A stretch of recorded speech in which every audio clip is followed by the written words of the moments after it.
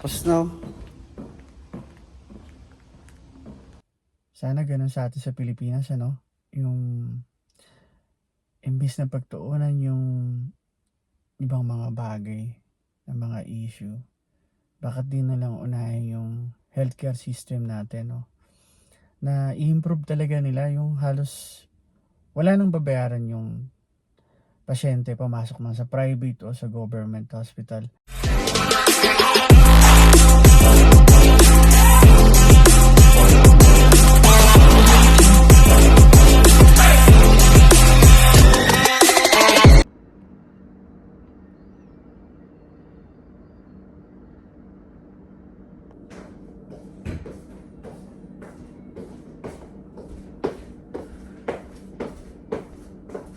Magandang umaga mga boss. Nakatok pa ako. Siyempre, walang bago. Hindi ako naligo. Hindi ako naliligo talaga mga boss kapag umaga. Gabi ako naliligo. Aalis ako ngayon bago mag alas 9. Pero may pasok ako May pasok ako ng alas 9 sa IGA. Magde-decorate ako ng cake. Pero may appointment ako ng 8:45 sa ospital para sa aking blood work mga boss. Last week, kung kasi bibigay sa vlog ko, tapos na yung aking ECG. Tapos ngayon blood work. Tapos magpapaschedule ako sa aking family doctor para nalaman ko yung result ng ECG tsaka yung blood work. Nagpa-ECG ako kasi nakaramdam ako nung parang pagbilis nung tibok nung yung heartbeat ko. Pag talaga nagkakaedad na yung tao, no? Parang konting nararamdaman mo lang. Gusto mo agad magpa-check up sa doktor. Ganun talaga. Diba? Matanda tayo, hindi naman tayo pabata. Nag-fasting ako kasi bawal daw kumain. So, agabi pa ako hindi kumain. So, tubig lang tsaka warm water. Buti na lang, nasanay ako uminom ng maligamgam na tubig lang. No?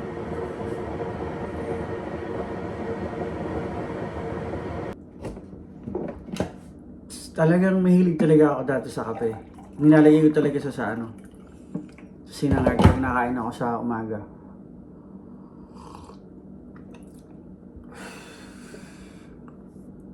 Ang init. Buti maganda yung panahon ngayon. Papasok ako sa IGA pero nakasuot ako nitong 7-Eleven na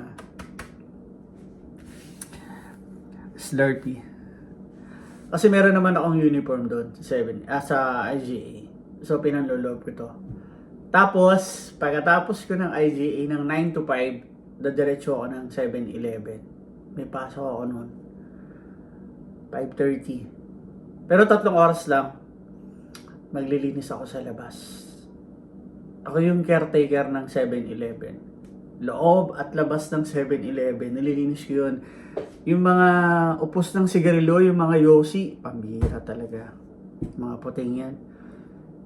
Meron ng lagayan dun ng sigarilyo. Malapit sa basuran. Tinatapon ba sa sahig? Anak atang pating talaga, oh.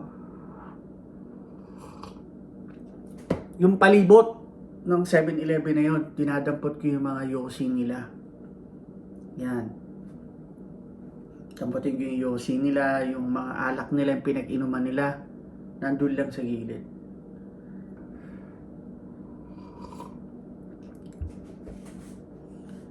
Let's go mga boss. Punta na tayo ng clinic.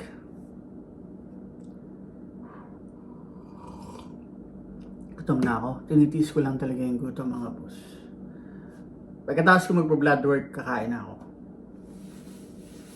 Let's go mga boss. Sama kayo sa akin sa isang araw ko dito sa Canada.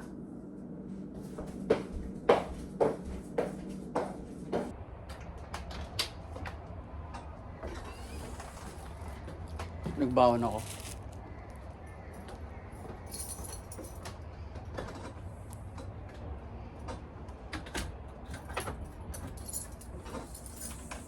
Mula sa bayang inibig, lumipad papuntang Canada. Pangarap ang gabay sa bawat hakbang niya. Si Jay dala ang tapang, pag-asang buo ang loob. Sa lamig ng bagong mundo, doon siya bumangon at kumilos. Kamerang saksi sa bawat araw na pagsubok. Pinipili ang ngiti kahit minsan ay pagod. Kapwa OFW, kanyang inspirasyon. Ibinabahagi ang kwento ng dedikasyon. J. Pinoy TV, kwento ng buhay Canada. Totoong karanasan, hindi kinukubli kahit kailan pa. Sa bawat video, hatid ay aral at saya.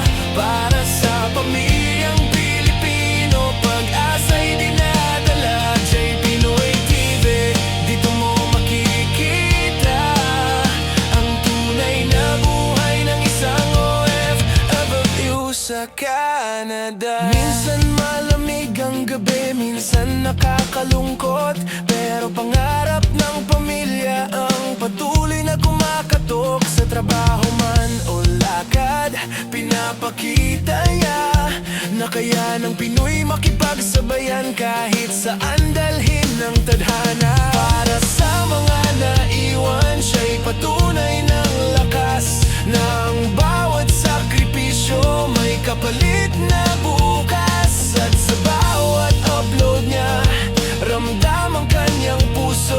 Kwento ng pag-asa, tapang at Pilipinong totoo. Ayan, dito na tayo. Let's go mga boss. At iwan ko na tong aking kakainin.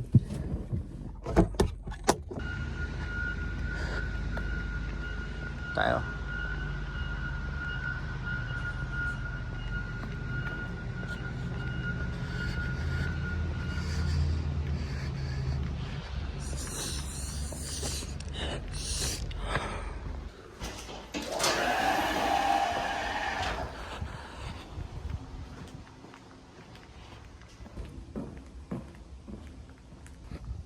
Tapos na.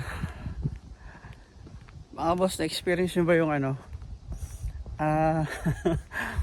Ito, madalas ko ito ma-experience eh. Kapag ka yung nagpapamedical ako, nag-apply ako ng trabaho, yung pinapaihi ka tapos hindi ka mapaihi. Kailangan mong umihi, pambihira. Kasi dito, bukod sa dugo na kinuha sa akin, kailangan kong umihi. Eh, dalawa yung lalagyan. Pambihira. Dapat pala hindi ako umihi ng marami sa bahay. Kaya magagawa ko mga boss, hindi ako mapahi eh. Ayun, ito. Okay na, tapos na. Pagkasya na lang daw nila. Okay. Di ba? Malaking tulong ito para sa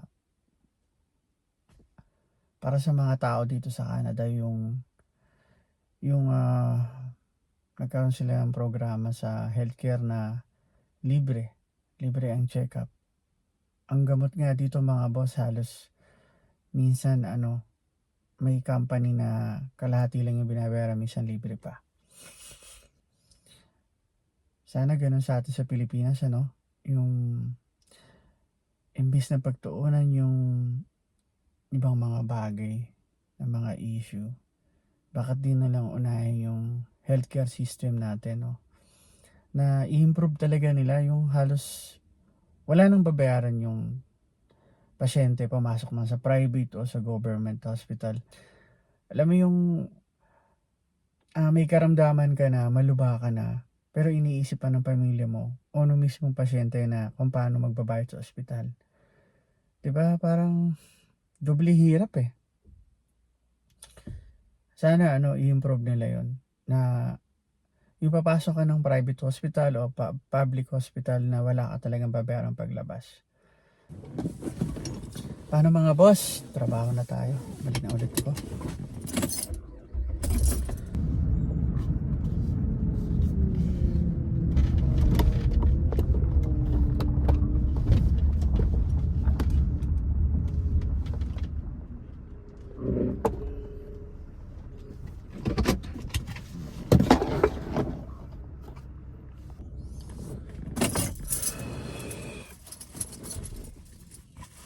Hindi ko na nakain.